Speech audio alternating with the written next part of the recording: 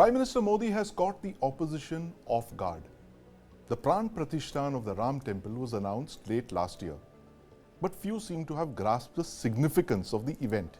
It was believed to be a religious function, which it was, but few could have judged the national event of the kind that the 22nd of January became, with lakhs of people participating. The opposition boycotted the event but had misread the national opinion. With general elections just 2 months away, will Prime Minister Modi's temple trump card trump the opposition? Joining me to discuss this are Gautam Mukherjee, senior journalist, and Amitabh Tiwari, political commentator and political strategist and commentator, and author and senior journalist Sunita Aron, and my colleague Kartikeya Sharma in the studio. Welcome to the News9 Plus Show. Kartikeya, I want to start by asking you, ab ki baar 400 par, has the BJP checkmated the opposition with the Ram Temple Pran Pratishthan yesterday? I think the response of the opposition was poor. See, Ram Temple as an emotive issue, I don't think Bharatiya Janata Party is going to make it like the central plank. It is going to be one of the planks. The poverty, Labharti politics, the global positioning of India will be part and parcel of it. So I don't think it will be a single campaign issue like national security of 2019 or governance issue against corruption of 2014. There are a lot of things which Prime Minister is going to talk about in this coming election. But yes, I think the main opposition party, especially, they failed to understand that there is a displaced sense of, or to put it more bluntly, the idea of Nehruvian secular order has been displaced. Right. You know, you have a new imagination of the country. Yes. And I think that displacement, they thought that they might end up with some sort of sectional vote banks. Now, I don't know how much will it work, because the vote bank of Bharatiya Janata Party is between 38 to 51% in many places. Yeah. So even if all of them come together, they'll find them very difficult to beat BJP in North India. Only problem area for BJP are places like Telangana, Karnataka, Right. Tamil Nadu, Kerala, and Andhra Pradesh. That is the problem area. But The south, yeah. But temple there is a word in Hindi called Hava. Right. Hava bhi bandhi hai, Yes. aur sama bhi bana diya hai. Hawa bhi bandi aur sama bhi bana diya hai. Amitabh, I want to ask you, what did the Congress and the opposition actually think they would gain by staying away from the temple ceremony? And do you think it's kind of backfired, their calculation? I'm not sure what is the thing that they had in mind that they would gain by not attending this inauguration. By just attending, at least they would have contained the damage. Right. But that's not happened, and we've seen how emotionally charged the entire atmosphere is in the country. And voting is an emotional decision. It's not a rational decision. Absolutely. The Congress or the opposition has also been trying to put this north-south divide. Now, Prime Minister Modi went to 4 or 5 temples in the south of India, and he carried his journey from the ocean. He said the Ram Setu to the Saryu River. So he, in a way, actually established the fact that the Ram is as similar or has a similar role in everyone's hearts, even in the south of India, because Hanuman was born in present-day Karnataka. Yeah. Ram spent 5 years of his exile in Karnataka. Right. So what the opposition perhaps wanted to paint is as a Modi event, which anyways it was. I mean, even if they would have attended or not attended, the Prime Minister Modi would have hogged the limelight.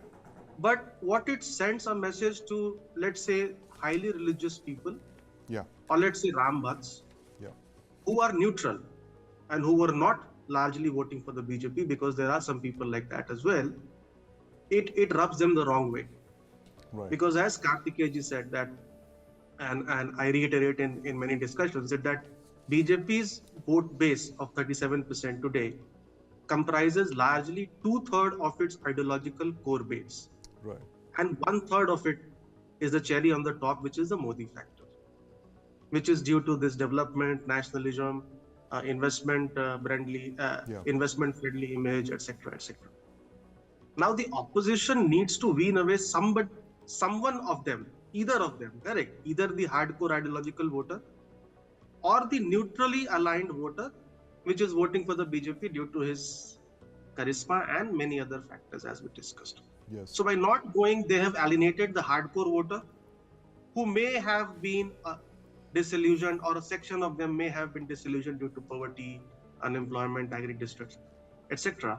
But it also does not, this not going also does not work with the neutrally aligned voters. And a lot of people have been saying that it's not going to impact much because whoever was voting for BJP will vote for the BJP, and whoever was voting for Congress anyways would vote for the Congress. Then by this theory, the election is gone. Because BJP would be getting 7% and Congress would stay at 20%. Correct? Right. So, I mean, this is a bizarre logic which strategies of the Congress party perhaps have conveyed to the leadership. And I see losses here, and containment of damages is very difficult now because the BJP in the next 2 months is going to maintain this momentum. If you've heard, there is a campaign for helping people who want to see the Ram Mandir across booths, across states. So they would like to maintain this momentum and also play on other factors like development, La Bharti, status, and the TINA factor as well. That's an important point that you mentioned there, Amitabh. The fact that, it's become a, the building up on that momentum which began last year. I think few of us could have seen the impact of that Pran Pratishthan, but like you mentioned, it's become a movement of sorts, and it's going to continue for the next couple of months. Sunita, I want to ask you, how badly did the opposition misjudge this thing of staying away from the event, and how is it going to, recoil on them if that actually happens, as Amitabh was suggesting? The demolition of the shrine, I think a lot of people had started saying that temple is no more a political card that any party can encash, especially BJP. Right. But they did not realize that they'll have someone like Modi and the BJP under Modi who will be able to build it into a big campaign. Right. As till the 1992 they had a campaign, and now they again had it. So definitely not only opposition, but many others who used to say, I was always of the view that Ram Temple will always remain an issue. Today, tomorrow, and even I say even in future, because this is something which connects the hearts, and people are very emotional about it. But there were a strong section of people who thought that Ram Temple cannot deliver votes to BJP anymore. But they could never foresee that Narendra Modi ji and his team and the RSS and BJP will able to convert it into a mega event. Regarding opposition, perhaps they wanted to toe an ideological line. I've said it again and again that they misjudged it. If Mrs. Gandhi didn't want to go, or Rahul didn't want to go, they should have sent some representative. They wouldn't have gained. Not a single vote, But they wouldn't have also given a handle to the VHP, RSS cadre who are now painting them as anti-Hindu. Absolutely. So perhaps, as Amitabh said, some damage control. Yes. Gautam, I want to, ask you this point that Sunita raised, the fact that it's actually going to be a handle that the BJP and RSS will now use against the Congress. Look, this is the party that stayed away from the Pran Pratishthan. They boycotted it. What are your views on this? How is the party going to contain that damage if it wants to, hit 3 figures? I think the party has given up on trying to address the whole nation. It is basically addressing what it thinks is its vote bank, but perhaps the Congress realizes also that the vote bank is not exclusive. I mean the minority vote bank is not exclusive to the Congress, but goes across quite a few of the opposition parties. Now, with the India Alliance in a quandary on practically everything, from the leadership to the vote sharing, to the seat sharing, it's going to be Mamata Banerjee on its own, it's going to be Nitish on his own.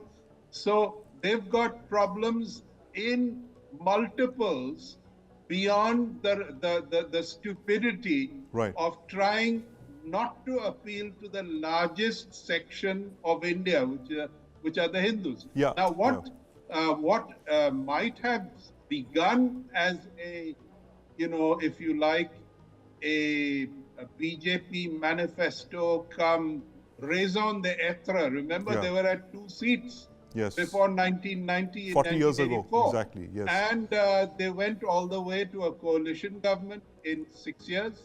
And then they went to a full majority 10 years after the interim Congress government. Yeah. So the Ram Temple is sort of woven into the rise of the BJP. Yes, Gautam, I'm going to interrupt you. Kartikeya has a point to make. It was a catch-22 situation. It was like tails have been, heads you lose. Yes, Imagine it like a political game, Sandeep. Right. Since you have written the word temple trump card, so the trump card will win in any circumstances. So first, what should have opposition done? A lot of people have said that they should have come, shown grace. They have made an historic. They wouldn't lose anything they would by have being there. Scenario 1, the entire opposition sitting with the 7,000 guests. What would have been the political message? Because Modi has embraced the Hindu identity as the Prime Minister openly. सारे विपक्ष के लोगों को line हाजिर कर दिया. हमारा leader कितना ग्रेट है. So ताली बजाओ. So the message to the cadre would have been he line hazir kar diya. Now what has happened, the reason why in my first argument I said it's not about religion. The entire opposition party is not there, but it doesn't mean that the country is not there. If you look at the 7,000 people, who's who of Bombay industry, who is who of film industry, who is who of South India, who is who of the North India, the entire power circuit of this country was present there. Keval, and what was the message that went out? केवल मोदी के दुश्मन नहीं थे. So, in fact, I would say opposition would have lost in both the cases. Little less in the first scenario. Boycott, a huge loss. Little loss in the first. But the messaging but the positioning of this temple card was such. I think it was not only about the ceremony. It is about Modi speaking from the dais and the entire everyone else Ambani, watching. Ambani, the top honchos of Bombay being there, part of that 7,000 crowd. You see, there were no different chairs for these people. They all sat together. From Kangana Ranaut to Mukesh Ambani to the film actors to A.Y. Raja to Rajinikanth, who subsequently got trolled today. They were all sitting together. But the dilemma of the Congress, Kartikeya, that this is the party that actually opened the locks, and they proudly say that we were the ones who opened the locks of the temple in 1985, in response to the Shah Bano. This was the party which was also responsible for the installation of idols. In 1949, Jawaharlal Nehru was the Prime Minister, and Govind Vallabh Pant was the Chief Minister. And despite Prime Minister protesting, the idols never left the disputed venue then. And then Narasimha Rao was the Prime Minister. For 36 hours, the structure was erected. The whole chabutra was made. So Congress had a role in the most historic way in context of getting the Ram temple built. The issue but they don't want to take credit for it. I think the issue is the ideological position that Sonia has taken. She is the elephant in the room. News9 Plus.